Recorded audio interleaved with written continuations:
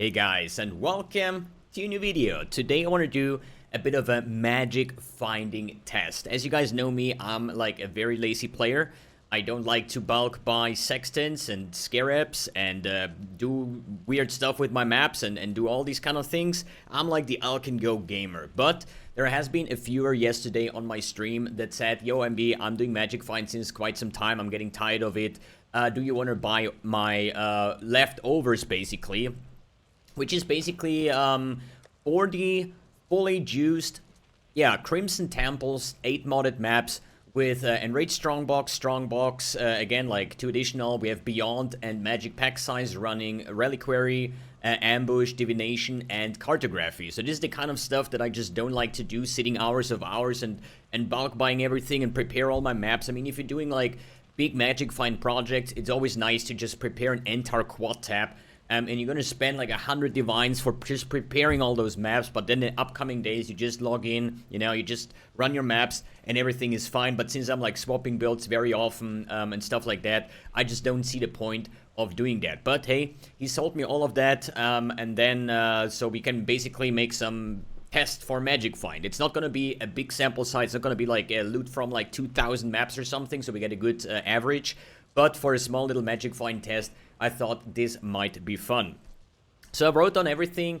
We have like a 40 juice Crimson Temple as a magic finder. This, by the way, is Casey's Tornado Shot magic finder. It's even Casey's gear, because I was talking to Casey about magic find. He said, hey, if you want to place a magic find, take my gear, play with it, and once you're done, you just give it back. So that's basically that. I'll leave the PUB of the Dead Eye magic finder over here, or in the description below, as well as the Atlas tree that I'm using, which is a wandering path, 7th gate kind of strategy. As I said, link is in the description below. And I want to write down everything that I find in these like 40 maps and see how profitable it is. Is it even profitable? How many maps should you do to actually call it profitable? And so on and so forth. You want to know how much is the average map cost of per map. We have like an 8 modded tier 60 map is about 5 chaos. Then I calculated all these like sextants divided by 4 because they have 4 uses, right? So this is like the average for per map basically. We have ambush on the map device as well as gilded the 4 gilded scarabs. So we come to a total of 113 chaos orb investment per map. And if we calculate this with the 40 maps, it's round about 20 divines worth of stuff, non-bulk price. This is singular buyout basically for these 40 maps. 20 divines investment. And I'm just gonna run these maps now, see how much currency do I get. Like, I have all my special tabs emptied and assigned with the affinities. So we're gonna see what we're gonna find in those 40 maps. How many divines, how many apothecaries, how many, like, all these kind of things.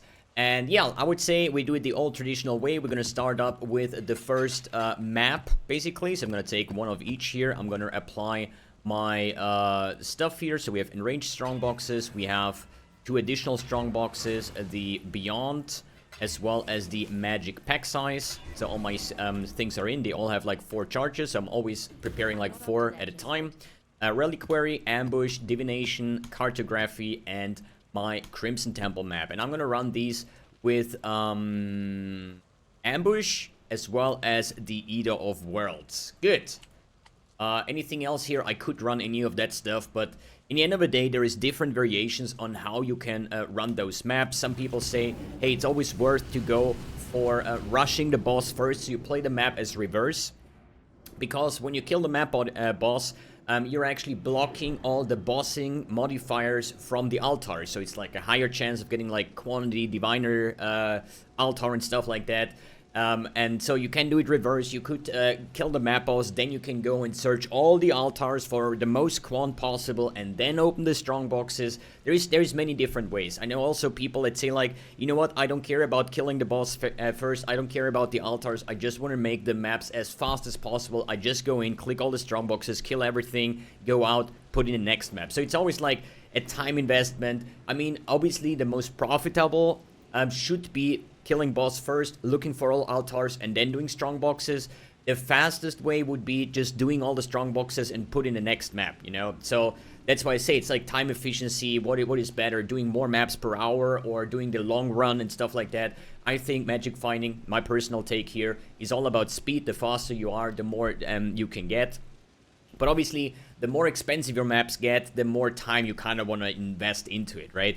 But I still gonna write down my average map run time. We're gonna multiply that by 40, and then we can see if we make profit or if we lose currency, how much currency did I lose per hour doing this strategy, and so on and so forth. So without further ado, we're gonna run the first map.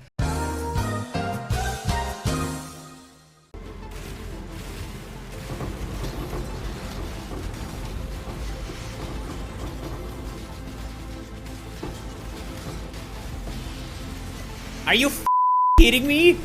Apothecary? Bro, we're like this 4th map, dude. Alright, I'm done with running 40 juiced Crimson Temple maps, and oh boy, that was actually super fun. Regardless the outcome, if I make profit or not, I mean, it should be profit as I was playing the games, and people that play the game usually make profit unless you're gambling. But it was still a lot of fun. I really enjoyed this kind of grind. It took me about like 3.5 or 4 hours in total to run these 40 maps. I even failed at some point because I was so in my mapping thingy that I ran 5 maps without scarabs. Because at the end of the day, my tab is empty, but I had 5 leftover scarabs, which tells me 5 of these 40 maps were without scarabs, which kind of sucks, but it happened, and just to mention those 5 stacks here. Good. Let's take a look at the write-down. What did we make? So as I said, the price per map was about 113 chaos. We spent about 19.65 diviners for this entire strategy. And yeah, we basically made about 205 divines, which is about 185 divines profit, which would be an average of like 50.51 divines per hour.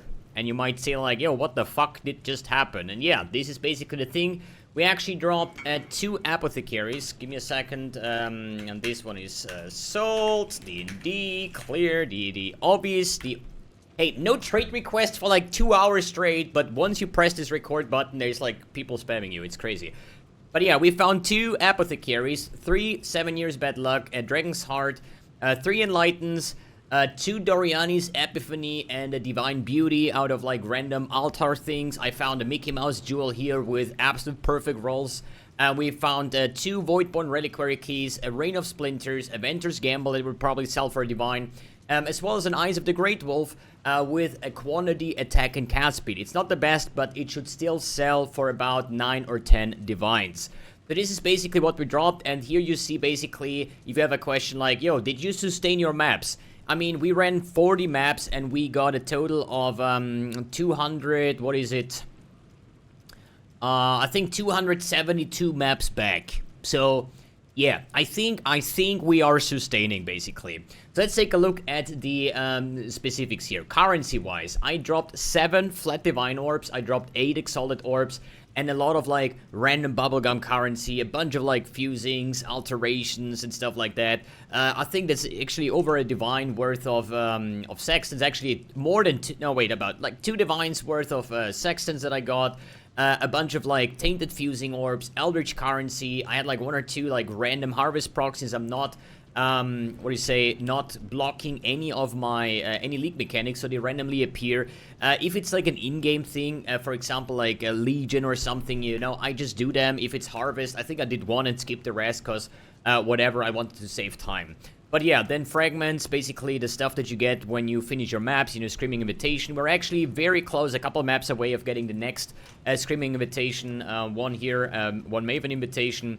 Scarab-wise, a couple of Winged Scarabs just because of, like, Arch Nemesis monster just dropped, like, 20, 30 Scarabs after we kill them. Like, random breaches here and there, so nothing too fancy. Divination cards, as I said. A couple big ones, and we probably, wait a second, do we have full stacks? We can probably turn these 2 into 10 divines, right? That's not a divine, and that's not a divine either. Well, this is unlucky. Anything else? Maybe the void cards. Maybe we get some mage bloods and headhunters out of a void card, and apparently we do not. Well, unfortunate, unlucky. essence, like random, like I think 1-2 essences. The essences were so low they were not even on my loot filter. No fossils, no blind. A bit of like random daily mirrors, no metamorphs, and like a few of like random map drops that can happen with Arch Nemesis, because all of my maps are Crimson Temples, and I do also run Singular Focus, so I cannot drop anything else but Crimson Temple, and as I said, I found 272 out of those. So yeah, if you put all of that together with the stuff that is for sale, as I said, the Eyes of the Great Wolf, the Inventor's Gamble, and so on, we have a total, we made a total of 205 divines, minus the 20 divines that we invested for the strategy, ends up being 185 divines total made in this like 3.67 hours. I think the average time that I did the maps was about 5.5 minutes basically. So it's 5.5, because usually it should be 5 minutes 30 seconds, but you guys know the idea, right?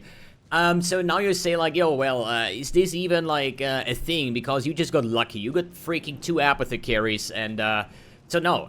If we remove the apothecaries completely and say we didn't drop any of those, we would still have a net profit of about 40 divines, which is still around about 10 to 11 divines per hour. So now you can say, hey, what about your Eyes of the Great Wolf for 9 divines? Yeah, the thing is, we're magic finding. I've been dropping thousands, and I'm not lying here, thousands of legendaries, like uniques, right? It's like every map, like 100 or 200 legendaries or something. Why do I keep on saying legendaries? I don't know. Doesn't really matter. So yeah, maybe I didn't find a mage plot, maybe you find a mage plot, maybe you find a headhunter, maybe you find anything else that is like worth a lot, right? So at some point you need to stop like cutting it down to the bare bones. I'm definitely agreeing with removing the apothecaries, because 2 in 40 is a bit lucky, maybe more than average, but hey, this is how it goes, and I think with like a 10 divines an hour, this is actually a very, very good strategy. So yeah, that was basically my little experiment.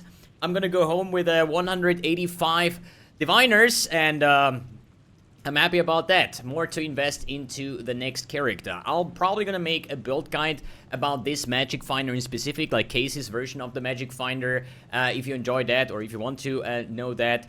All the other stuff is in the description below, from the POB of my current character, the Atlas strategy that I used, as well as everything that I think is important to link will be down in the description. And yeah, guys, thanks for tuning in, thanks for watching, keep farming, keep grinding. We're still 2 months or maybe 3 months to go until next league, and see you next video.